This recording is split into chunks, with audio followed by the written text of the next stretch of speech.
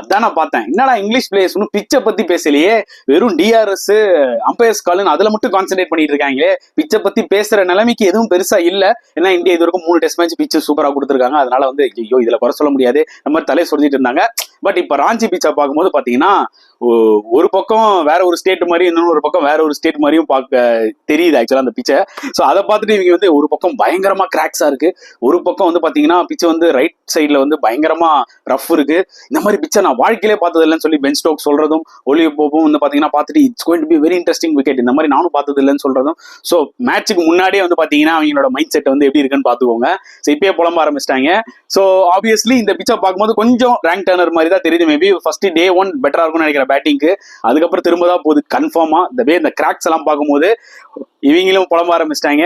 So நான் என்ன சொல்ல வரேன்னா, இந்த 5 டெஸ்ட்ல ஒரே ஒரு test match rank turner provide பண்ணது ஒன்றும் பெருசா தவறு இல்லை. உங்களோட கருத்துக்களை தாராளமா கமெண்ட் செக்ஷன்ல போடுங்க.